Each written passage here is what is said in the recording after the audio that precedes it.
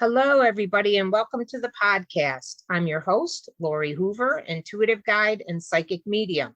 Together, let's wake the fuck up. Today's guest left his corporate job in June of 2012, bought a flatbed trailer, and started building his DIY tiny house on wheels. Seeking to achieve home ownership at a young age and free himself from the 9-to-5 grind, he has achieved a debt-free, location-independent lifestyle thanks to tiny house living. In 2014, he self-published his signature resource, The Tiny House Decisions, which has helped thousands of readers plan, design, and build their own tiny homes. Teaching people about this way of living has become his full-time online business. He is also the host of the Tiny House Lifestyle podcast. My guest will be discussing how tiny house living can fit in with many life goals, including financial freedom, location independence, minimalism, sustainability, emergency preparedness, off-grid living, and more. Please welcome Ethan Waldman to the show. Hey, Lori, great to be here. Thanks for showing up. I appreciate it. I'm really looking forward to this conversation. Me too. Good. So, Ethan, I've watched a few episodes on Netflix, right? Are Sure. tiny house reality shows really the reality of the tiny house movement? No, they tend to present the kind of the beautiful after state of, building a tiny house, and they tend not to present the challenges that people go through building them, figuring out if they're legal or not, and then just, the challenges of living in a very small space. Yeah. Well, so obviously you've done it. So is it really possible to DIY build your own tiny house? Yeah, absolutely. It's I've seen all kinds of people as young as, 13, 14 years old, all the way up to, a woman in her 70s who I know who built her own house. So anyone can do it, but it is a very large undertaking in terms of time, physical labor, emotional labor, because you're learning something new, which is really difficult. And, something that a lot of people get wrong is underestimating how much time they think it will take for them to build. In the bio you mentioned, I started building in June of 2012. Based on a conversation I had with a friend who worked construction, I was under the impression that I would be able to have the house finished by the end of the summer.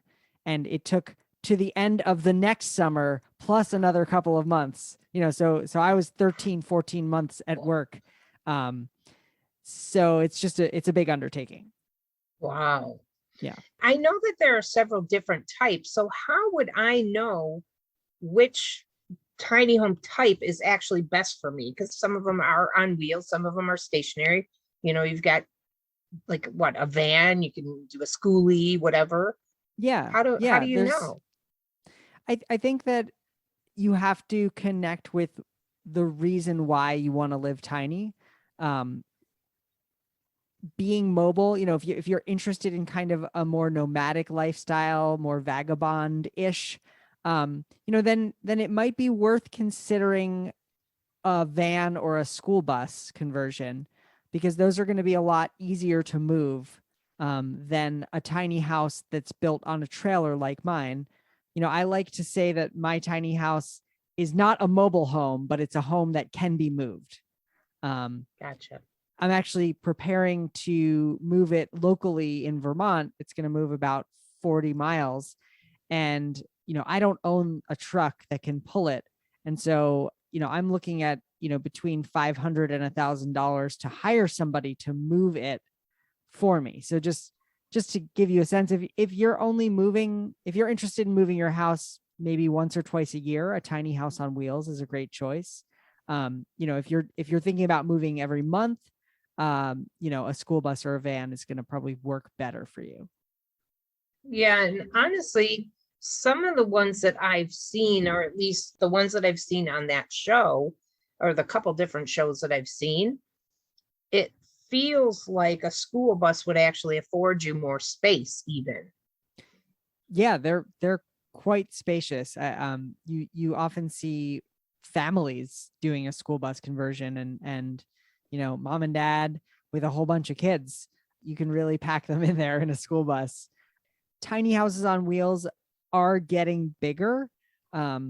So mine is a 22-foot long tiny house, and that was actually kind of on the large side of things when I built it, but now that would be considered really tiny. And most tiny houses on wheels are in the mid to upper 20s and even like into the 30-foot length. Okay, so like what's the square footage? The square footage of mine, counting the loft, is about 220 square feet.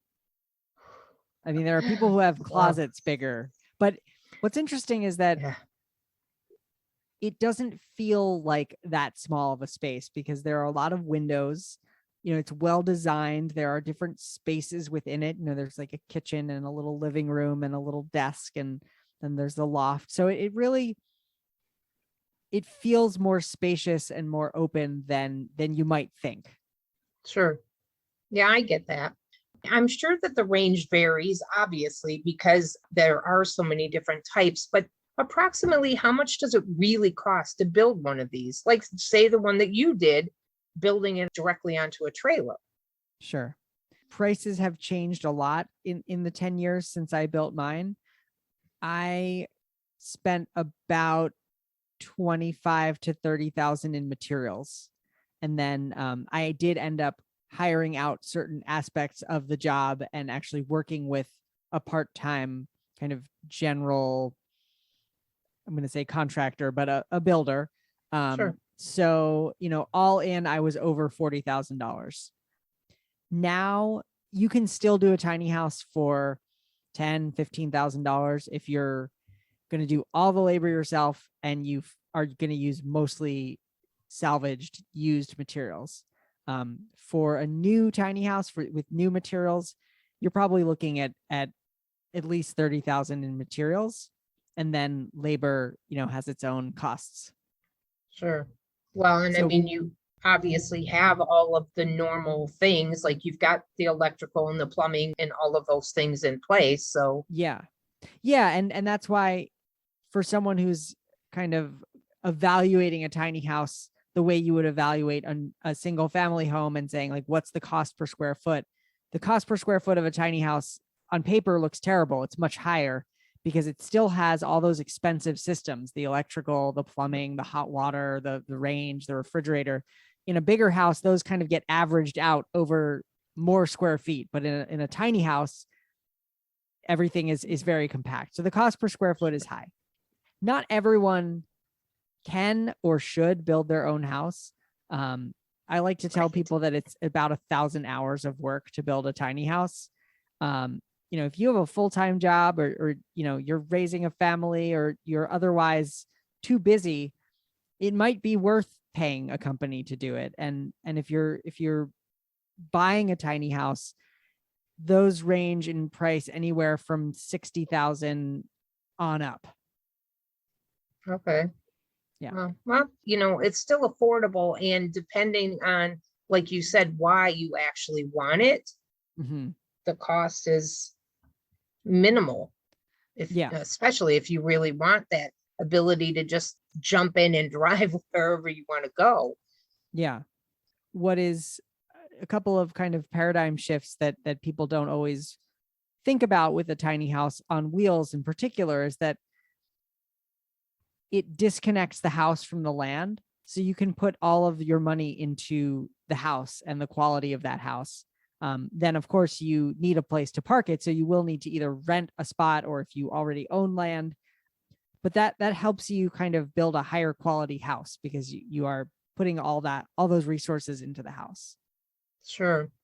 Now, you did mention that people have a tendency to underestimate what's involved in the process, but what are some of the common mistakes that people make when they're building tiny? I mean, I think that on a higher level, just the failure to plan well, in a tiny space, you really have to think about where everything goes. And some of those decisions need to be made early in the construction process. And if they're not made, or you try to retrofit something later, it can be quite challenging. Things like heating or wood stoves or things that get really hot that need to be in a specific place. You really have to plan out where they go. Gotcha.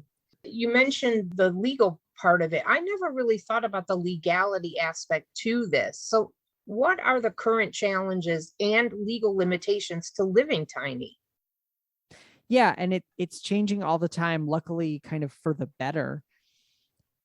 In many jurisdictions, a tiny house on wheels doesn't really have like the town, the laws don't really know what that is. And so the closest thing to it that they usually get lumped in with is an RV or a travel trailer. Okay. And the problem with that is that in many towns, it's not legal to live in an RV or travel trailer full time. And so there are lots of ways around this. I mean, the first and easiest way around it is if you are in a location where the house isn't visible from other houses or from the road, then you don't have to ask permission. You can just kind of be under the radar. Increasingly, more cities and towns are passing laws to make living in a tiny house easier and legal. There's something called an accessory dwelling unit, or ADU.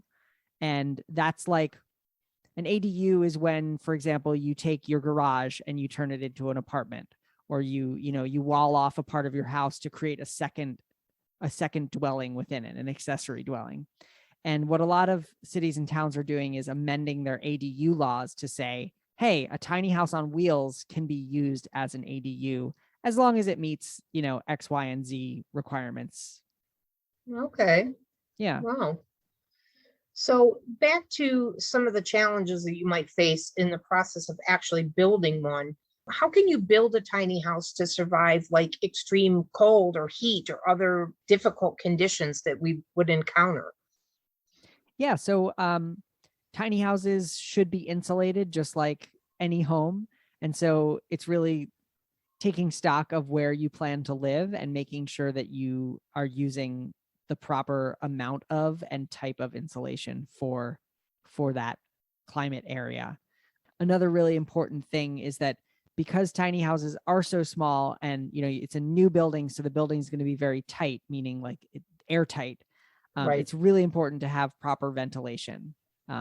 So a range hood over the kitchen, a bath fan in the bathroom, and then what a lot of people are using, and I highly recommend, is kind of a whole house ventilation system, or in the building world, they're called either HRVs or ERVs, which stands for heat recovery ventilator or energy recovery ventilator.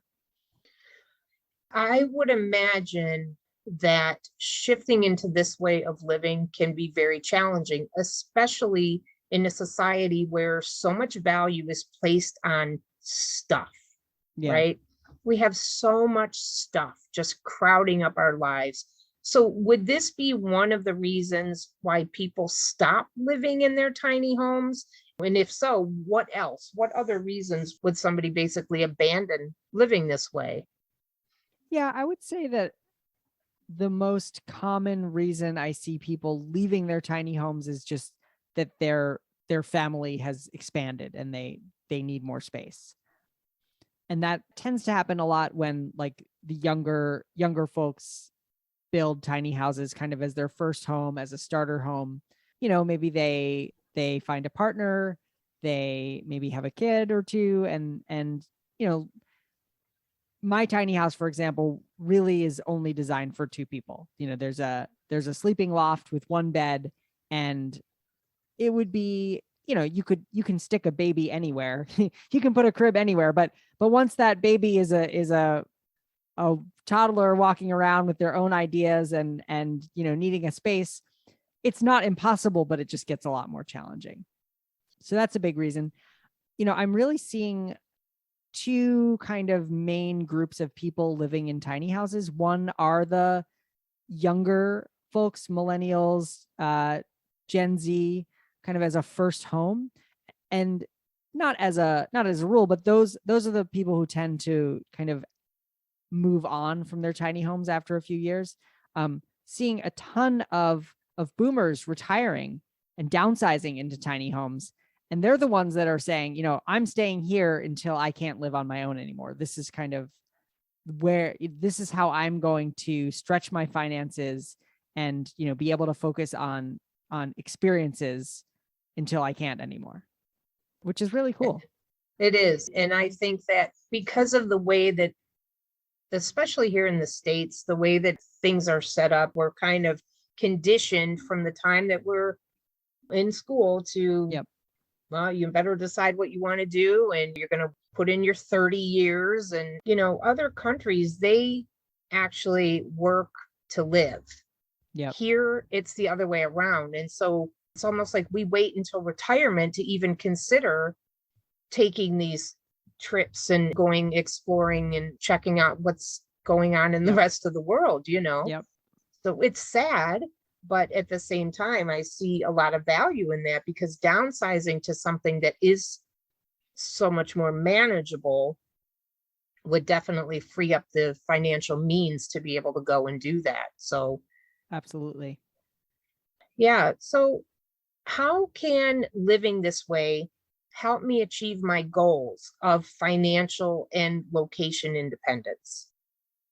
Sure. So, living in a tiny house, if you do it right, will be a big reduction in your monthly expenses. And both in your whatever your mortgage or your rent is, and then also in just because the house is so small, it's just impossible to acquire more stuff. There's nothing like not having a place for something to stop you from buying it. Sure. So people who live tiny, I've heard just countless stories of people paying off large amounts of debt, student loans, those kinds of things. And then even choosing to reduce how much they work, maybe going from full-time to part-time, or quitting a job and starting their own business like I did, because they don't have a big mortgage payment hanging over their heads anymore. And then the same thing for location independence. Even if you're not bringing your tiny house with you, with those lower monthly expenses, it really frees up your time, and it makes it easier to go away. Well, and I would imagine that your utility bills are next to nothing, comparatively. Yeah, absolutely. It's a lot cheaper to heat a tiny house, and the electricity tends to be a lot lower because, again, you're not lighting up a million light bulbs. There's usually not a giant television. There's not big appliances. Everything is kind of shrunken down and smaller. Sure. What do you see as the future of the tiny house movement? I mean, you've already said that you're seeing like kind of both sides of it. What do you see? How do you think it's going to unfold? Well, I think tiny houses have already become mainstream in a way. When I started in 2012, if I told someone, "Hey, I'm building a tiny house," most people had no idea what that meant. Now, when you say tiny house, the majority of people can conjure that image of a little house on a trailer. And there are a lot of exciting movements happening legally to basically make it easier to build and live tiny around the United States and also in the world. So I think that the movement will continue to gain acceptance legally, and more people will then consider living tiny as it becomes an option. One big piece that kind of still hasn't worked itself out yet is just the financing of it. Once there's an easy way to get financing for a tiny house in the same way you can get a mortgage for a single family home, I think there'll be way, way more interest. Yeah, I would imagine so, because it is something that it's very appealing. It's very appealing to not have the burden of just the garbage that we surround ourselves with. It's so just extraneous. And not only that, the mobility piece of it, I think, is just fantastic. I would love to be able to literally just jump in and drive my entire house wherever the hell I wanted to go. Yeah. To me, that would be exciting and amazing, and a little bit of pre-planning where you're going to park your ass when you get there. But, I think it would be fantastic to do that. I would imagine too that it is something that would be really beneficial in lowering somebody's carbon footprint. Yeah, certainly. Again, in the amount of fossil fuels you burn for your heat and for your electricity, that's going to go down quite a bit. And then again, in terms of just the consumption of stuff, it's going to go down quite a bit. And I've heard of, I think I had them on my podcast, a PhD student who actually did some surveying and some research and looked into, does living tiny actually reduce, your carbon footprint? And spoiler alert, it does. Okay. Yeah. I can't really see how it couldn't, because for all the reasons you said. One way that it couldn't, I suppose, is just that if you are building your own tiny house, you're building a new building that's using new materials versus buying a house that already exists. But there are still ways that you can offset that, I think, by using reclaimed wood and things of that nature. Yeah, and I agree. I agree that it is a net positive. And I actually can say the conversation, if anybody's interested, the person's name is Maria Saxton, and it's episode 92 of my podcast, that conversation about, are tiny houses actually good for the environment? Okay, great. The premise of this podcast is to help people wake up to or remember the fact that we're all connected to everyone and everything, so that we can shift the way that we're showing up in the world. So with that in mind, and I do ask this of everyone, based on your experiences and your current areas of expertise, what one thing would you recommend to someone to help them wake the fuck up? Well, I would say, and it's a great question, because tiny houses so help you connect with the people around you, because the space is small, you are outside more. And so, especially people who end up parking their tiny house behind someone else's house, they become really neighbors, but in a much more intimate way. And I hear this from tiny house dwellers all the time, that it really helps them feel connected to their community and to the earth and just the outside. But the one thing that I would suggest that people do to wake up, and this one's going to come out of left field, I would say go for a bike ride. And specifically go for an overnight bike ride. Bike somewhere, camp, and bike back. You will talk to so many people, you'll meet so many people, and it's just so much fun. It's a different way to see a place. If you usually are used to driving, you'll see different things from a bicycle. So that's my plug for bicycling. I like it, though. I mean, right. It's an interesting concept to really think that you could use that as a means to shift your perspective, not just, I'm going to do this thing, but I'm going to do this thing with the intention of shifting the way that I see the world. Yeah. But I guess my more obvious answer would be, go on to Airbnb and book a tiny house for the night and stay in a tiny space. Especially if you don't think you could do it, or that you could never live there, I challenge you to try it. And I think you'll be surprised. That's a great suggestion. Really, truly a great suggestion. Because like I said, it's a conversation that I've had with multiple people. And I do know that there's interest for people wanting to shift how they're living here. Yep. And I do believe that the connecting to nature piece of it is probably one of the biggest things, just connecting in general. Because the people that I've spoken to about this, they say they want to get a plot of land somewhere and plop a tiny house on there and have a nice big garden and, whatever. So it's a shift I don't think is going to go away anytime soon. That's for sure. I agree. Well, this has been a really wonderful conversation, Ethan. I'm really grateful that you took the time out to join me today.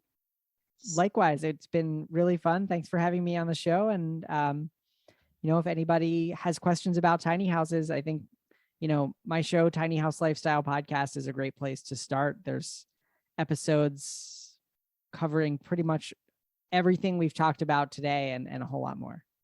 Okay, well, I was going to ask you this too, because I will have the information up in the show notes, but if somebody wants to get a hold of you, because I know that you do offer ways to help people to do their own DIY, how would they actually get in touch with you?